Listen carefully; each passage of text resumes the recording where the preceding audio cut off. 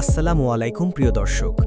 আজকের পর্বে এমন কিছু ঘটনা ঘটেছে যা পুরো গল্পের মোড়ই ঘুরিয়ে দিয়েছে। একদিকে অনিককে ঘিরে নতুন এক ষড়যন্ত্র শুরু হয়েছে, অন্যদিকে মেঘলার হৃদয়ের ক্ষত আরও গভীর হয়েছে।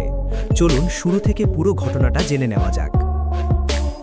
বস্তিতে হঠাৎ খবর ছড়িয়ে পড়ে যে অনিকের ঘরে নাকি এক অচেনা তরুণী রাত কাটিয়েছে। মুহূর্তের মধ্যেই চারদিকে কানাঘুষো শুরু হয়ে যায়। কেউ সত্য জানার চেষ্টা না করেই অনিকের চরিত্র নিয়ে প্রশ্ন তুলতে থাকে। খবরটি পৌঁছে যায় মেঘলার কাছেও, কিন্তু মেঘলার প্রতিক্রিয়া সবাইকে অবাক করে দেয়। সে স্পষ্ট জানিয়ে দেয় অনিকের জীবনে কি হচ্ছে তা জানার আর তার কোনো আগ্রহ নেই। এমনকি অনিকের কোনো বিপদ হলেও যেন তাকে আর কেউ খবর না দেয়। তার কাছে অনেক আগেই সব অধিকার হারিয়েছে। এদিকে অনিক মরিয়া হয়ে মেঘলাকে বোঝানোর চেষ্টা করে যে পুরো ঘটনাটাই সাজানো নাটক। শান্তাকে ব্যবহার করে তাকে ফাঁসানোর পরিকল্পনা করেছে রাতুল। কিন্তু মেঘলা আর কোনো ব্যাখ্যা শুনতে রাজি নয়। তার চোখে অনেক শুধু সেই মানুষ যে একসময় নিজের সন্তানকে অস্বীকার করেছিল।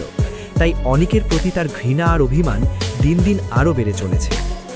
অন্যদিকে যে পরিবার অনিকের আসল সন্তানকে লালন পালন করছে তারা এখনও সত্যটা গোপন রেখেছে। শিশুটির পালক মা কৃতজ্ঞতা প্রকাশ করে জানায় এই সন্তান না থাকলে হয়তো তার নিজের সংসার ভেঙে যেত। বৃষ্টি তাকে আশ্বস্ত করে যে সন্তানের সব খরচ থেকে শুরু করে চিকিৎসা পর্যন্ত সব দায়িত্ব সে নেবে। তবে একটি শর্ত থাকে, এই সত্য যেন কখনো প্রকাশ না পায়, কারণ সত্য সামনে এলে অনেক মানুষের জীবন একসঙ্গে ভেঙে পড়বে। বৃষ্টি বারবার অপরাধ বোধে ভুগতে থাকে। সে মনে করে অনিককে সব বলে দেওয়াই উচিত, কিন্তু তার বাবা তাকে কঠোরভাবে থামিয়ে দেন। তিনি বুঝিয়ে বলেন সত্য প্রকাশ পেলে শুধু অনিক নয়, মেঘলাও সবাইকে আইনের হাতে তুলে দেবে। তাই আপাতত এই গোপন সত্য বুকের ভিতরেই লুকিয়ে রাখতে হবে। অন্যদিকে মেঘলা নিজের ব্যবসা নিয়ে ব্যস্ত থাকলেও চেষ্টা করলেও ভেতরে ভেতরে এক মুহূর্তের জন্যও শান্তি পাচ্ছে না। অফিসে হঠাৎ অনিক হাজির হয়ে আবারও ক্ষমা চায়। সে জানায় বিলাসবহুল জীবন, ব্যবসা, অর্থ সবকিছু ছেড়ে এখন সে সাধারণ মানুষের মতো জীবন কাটাচ্ছে। তার একটাই ইচ্ছে কোনোভাবে মেঘলার ক্ষমা পাওয়া।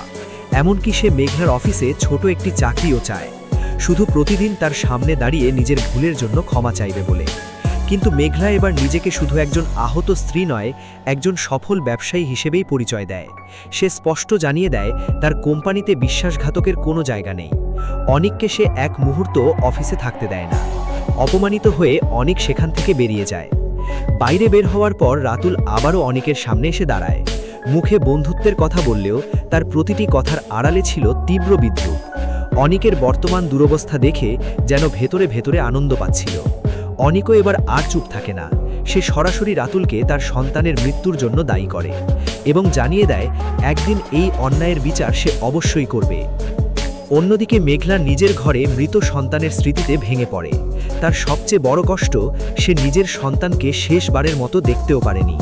একটি ছবিকে বুকে জড়িয়ে সে বারবার মায়ের কাছে জানতে চায় তার সন্তান দেখতে কেমন ছিল, কিন্তু কেউই সেই প্রশ্নের উত্তর দিতে পারে না। এই দৃশ্য পুরো পর্বের সবচেয়ে আবেগঘন মুহূর্ত হয়ে ওঠে। এদিকে ব্যবসার জগতেও নতুন সংঘাত শুরু হয়েছে। সাব্বির ও ওমর জাফরের মধ্যে তীব্র প্রতিদ্বন্দ্বিতা তৈরি হয়েছে। দুজনই একে অপরকে সরাসরি চ্যালেঞ্জ ছুড়ে দেয়। বোঝাই যাচ্ছে সামনের পর্বগুলোতে ব্যবসায়িক যুদ্ধ আরও ভয়ঙ্কর রূপ নেবে।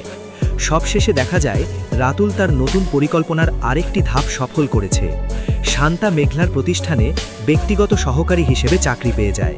বাইরে থেকে সবকিছু স্বাভাবিক মনে হলেও দর্শক জানে এই চাকরির পেছনে লুকিয়ে আছে বড় ধরনের ষড়যন্ত্র। এখন প্রশ্ন একটাই, শান্তা কি মেঘলার বিশ্বাস অর্জন করে তাকে ধ্বংসের দিকে ঠেলে দেবে, নাকি সত্য প্রকাশ হয়ে যাবে সবার সামনে? আর অনিক কি কোনোদিন নিজের সন্তানকে ফিরে পাবে? এসব প্রশ্নের উত্তর মিলবে আগামী পর্বে।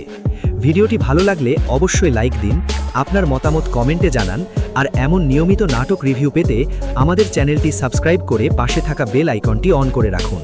সবাই ভালো থাকবেন, সুস্থ থাকবেন। আল্লাহ হাফেজ।